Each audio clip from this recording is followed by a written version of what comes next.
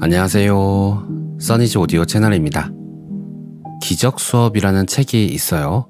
저는 제대로 안 읽어봤는데 많은 분들이 추천을 해주셨던 책이기도 합니다. 그런데 이 책을 쉽게 이해할 수 있도록 만화책이 나왔다고 해요. 만화책이라 이걸 어떻게 설명을 해드려야 될지 고민을 좀 했는데 한번 살펴보도록 할게요. 우주가 꿈이라고 만화로 보는 기적수업의 가르침. 알렉스 마르샹, 옴기니 이균영, 출판사는 정신세계사입니다. 만화는 알렉스라는 주인공이 나오면서 시작이 됩니다. 우리가 자면서 꾸는 꿈, 그리고 현실에서 보고 느끼는 것들, 그리고 지금 제가 이 책을 읽고 있는 것, 이것마저도 전부 꿈이라고 합니다. 이렇게 말하면 안 믿기죠. 지금 나는 이렇게 깨어 있는데 어떻게 꿈이라고 할 수 있는가? 그러면서 이런 말을 합니다. 넌 몸이나 뇌가 아니라 마음이야. 우리는 이원성의 꿈속을 헤매는 마음이야. 곧 알게 되겠지만 비이원성의 반항에서 꿈을 꾸고 있어 라고 이야기를 해요. 우리의 몸과 두뇌는 실체가 아니라 꿈이 만들어내는 산물이라고 합니다. 우리 마음이 만들어낸 꼭두각시일 뿐이라고 해요. 그리고 이 마음, 꿈을 꾸고 있는 이 마음은 영의 창조적 표현물이라고 합니다. 동시에 우리는 이 마음, 꿈을 꾸고 있는 이 마음의 결정권자라고 이야기를 해요. 그러면서 오래전에 우리는 꿈을 꾸기로 했다고 합니다. 그리고 이젠 그 꿈에서 깨는데 관심을 갖기 시작했다고 해요.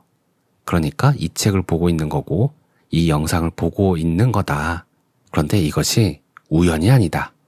왜냐하면 우리는 아주 오래전에 꿈을 꾸기로 했고 또 그 꿈에서 깨기로 이미 계획을 했었다는 거예요.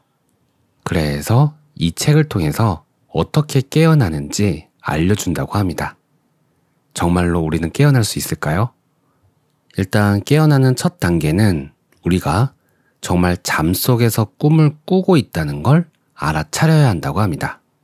이것이 첫 단계인데 역사상 많은 사람들이 이 첫 단계를 지나갔다고 해요. 예컨대 붓다는 이 우주의 꿈과 같은 정체를 알아차렸습니다. 붓다는 말했어요. 사물은 실체가 없고 다만 마음에 글이 보일 뿐이니 꿈이요 미망이다. 윌리엄 세익스피어는 우리는 꿈을 지어내는 원료요 우리네 덧없는 삶은 잠에 쌓여 있나니 라고 했습니다.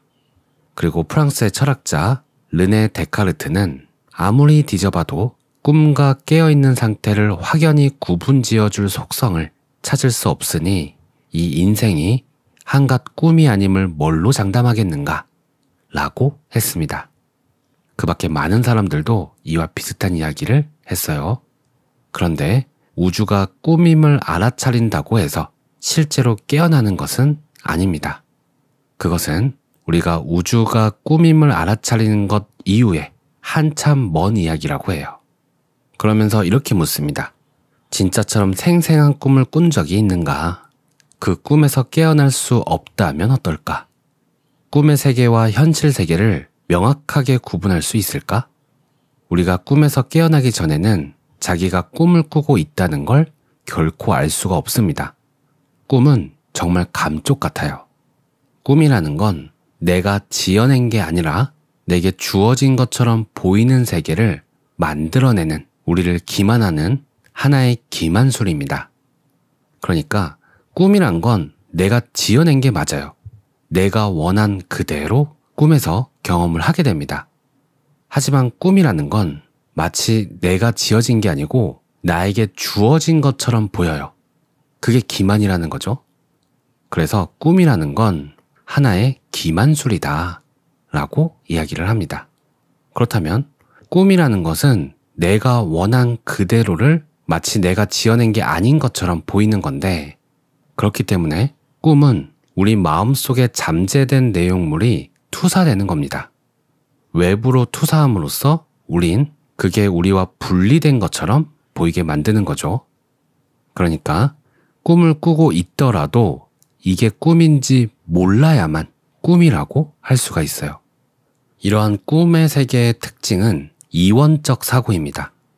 내가 있고, 너가 있고, 우주가 있고, 우주를 만든 무언가가 있고, 창조자가 있고, 피조물이 있고, 이런 식으로 이원적 사고가 꿈의 사고방식인 거죠. 하지만 그 반대, 깨어남의 사고방식은 비이원적 사고라고 합니다. 비이원적, 오직 일체만이 있다. 둘도 없는 순수한 일체, 이것을 비이원적이라고 합니다. 그렇기 때문에 우리가 깨어나려면 우리가 현재 하고 있는 사고방식인 이원적 사고에서 비이원적 사고방식을 배워야 한다고 해요. 그것이 실제와 꿈을 구분짓는 차이점이라고 합니다.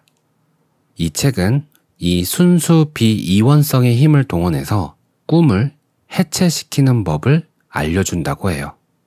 이것에 대해서 이러한 깨어남이라는 것을 받아들일지 말지는 우리에게 달려있다고 합니다. 꿈을 계속 꾸느냐, 꿈에서 깨어나느냐, 그것이 문제로다. 아직은 깨어날 준비가 안 됐다고 생각하거나 믿지 못하겠다면 그걸로도 괜찮다고 합니다.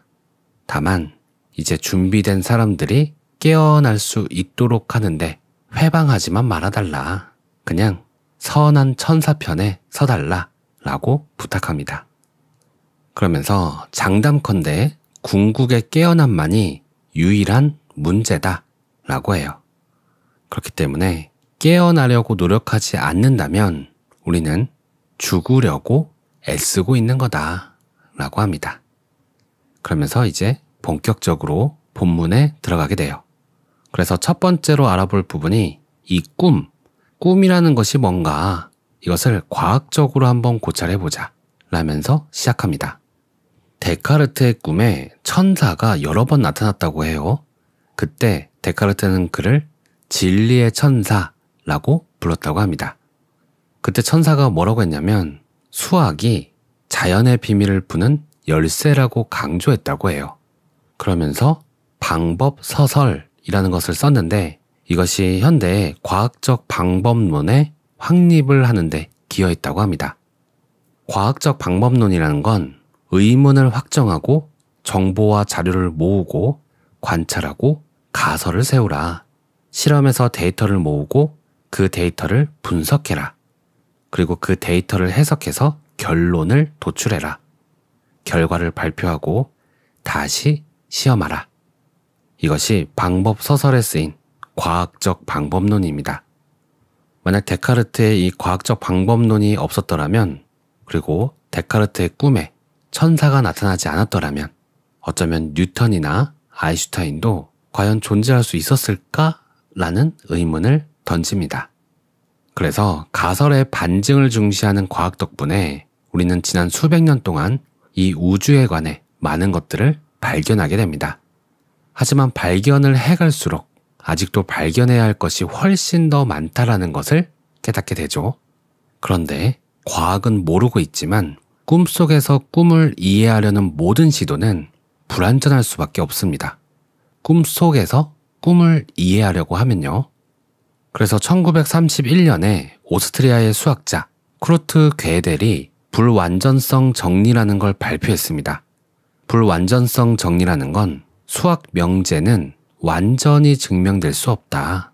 수학 명제를 공식화하려면 그 형식 체계 안에서는 증명되지 않는 수학적 진리를 동원해야만 하므로, 이 말이 무슨 말이냐면 어떤 수학적 진술이 참인지 거짓인지를 논하려면 자기 자신이 아닌 것으로부터 봐야 한다는 거예요.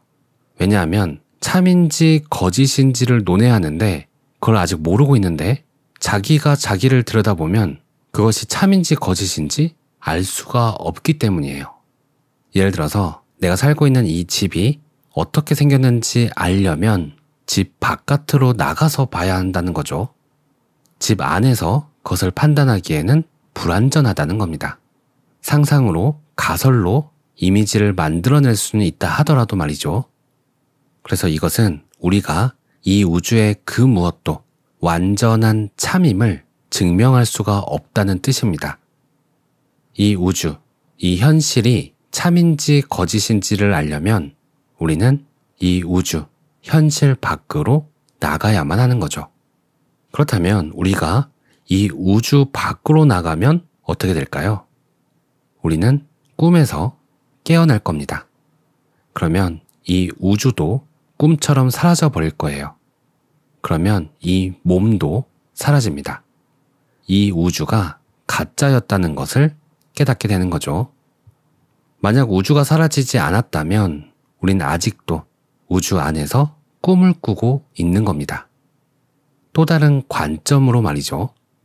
이 우주 속에서 우리는 한정된 관점에 갇혀 있어요.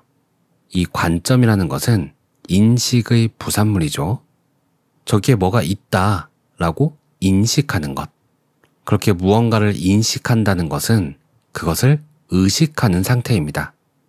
만약에 인식할 수 있는 무언가가 있는데 그것을 인식하지 못한다면 그것은 무의식 상태라고 할 수 있는 거죠.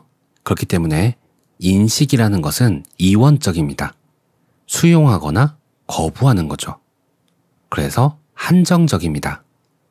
그런데 여기에서 만약 모든 것을 인식할 수 있다고 한다면 그것은 무의식 상태가 제거된다는 것을 뜻합니다. 모든 것을 의식하는 것, 곧 온전한 의식을 말하는 거죠. 이렇게 비유할 수 있어요. 온전한 의식은 마치 하늘에 떠 있는 태양과 같습니다. 여기에서 빛이 비춰지는 곳은 의식이 되고 그늘이 진 곳은 무의식이 되는 거죠. 빙산의 꼭대기는 의식과 같고 바닷물에 가라앉아 보이지 않는 부분은 무의식이 되는 겁니다. 따라서 온전한 의식, 무의식과 의식을 포함한 이 온전한 의식이 이 우주의 시작이자 끝인 셈인 거죠. 우리가 의식한다 할 때 이 의식은 자꾸 하나인 것을 둘로 갈라놓기를 요구합니다. 관찰자와 관찰물로 나누고 주체와 대상으로 나눕니다. 그러니까 우리의 의식이라는 건 이원적 타자성을 즐기는 행위라고 할 수 있습니다. 즉, 나와 너로 분리하는 걸 말하죠.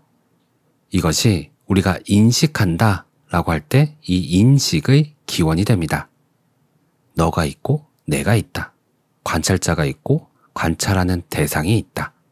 의식은 관찰자고 인식되어지는 저 물건은 대상이다. 그런데 말이죠. 궁극적으로는 이 우주에선 관찰자가 곧 관찰 대상이 됩니다. 쉽게 말해서 내가 나를 관찰하면서 나와 너로 나누는 거예요. 책에서는 이렇게 말하죠. 인식되는 그것이 곧 인식하는 자야. 꿈이 곧 꿈꾸는 자란 말이지. 그러니 의식은 우리를 잠들어 있게 하려는 속임수일 뿐이다. 라고 합니다. 의식의 이러한 속성 때문에 몸이라는 것이 만들어집니다. 의식이 무언가를 인식하려면 인식할 도구와 인식 대상이 있어야 하죠. 그것이 바로 우리의 몸인 거예요. 무언가를 인식하는 도구, 몸에는 눈이라는 게 있죠. 눈으로 뭔가를 인식한다고 생각합니다. 그리고 우리의 몸, 손이 있고 발이 있고 머리카락이 있는 우리의 몸을 인식합니다. 그러면서 우리는 의식이 아니라 눈으로 뭔가를 본다 라고 생각하게 돼요. 이와 같은 방식으로 우주는 몸을 만들어냅니다. 원자도 하나의 몸이고 세포도 마찬가지고 식물도 그리고 행성도 하나의 몸입니다. 모든 사물들은 자기 차원의 몸을 갖고 있어요. 그것들은 본질적으로 생각으로 만들어진 몸들이고 이 몸들이 모여서 또 다른 몸을 만들어냅니다. 결국 의식이 이 물질 우주라는 집단 환영을, 꿈을 만들어낸 거죠. 책은 이러한 내용들을 쉽게 그림과 함께 설명해주고 있습니다. 기적 수업이 너무 어렵다고 생각하신 분들은 한번 읽어보시면 쉽게 이해가 될 것 같습니다. 오늘도 평온한 하루 보내세요. 감사합니다.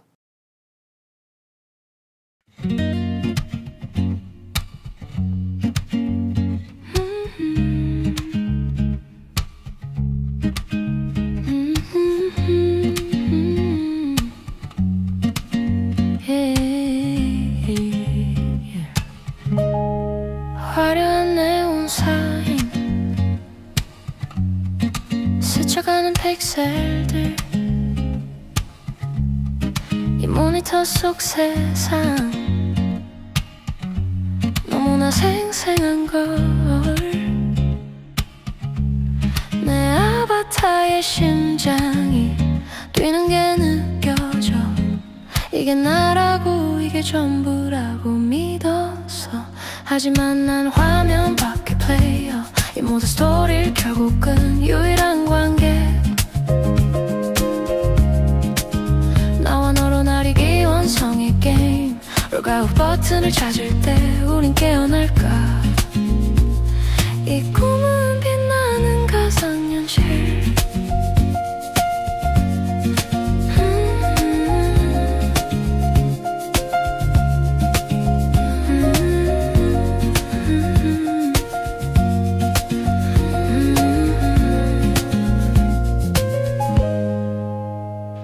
눈으로 본다고 생각했지 이 모든 풍경 손으로 만진다 믿었지 너의 따스함도 컨트롤러를 쥔 진짜 손은 잊은 채로 이 슬픔도 이 기쁨도 그저 패스트일 뿐일까 하지만 나 화면 밖의 플레이어 이 모든 스토리를 결국은 유일한 관계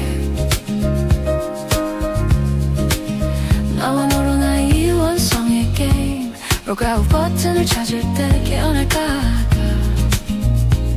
이 꿈은 빛나는 가상현실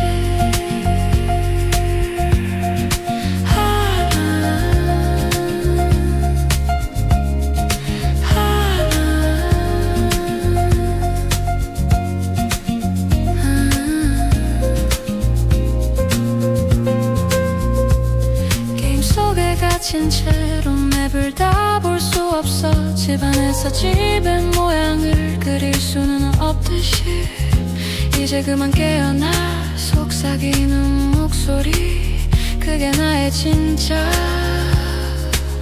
전원을 끌 시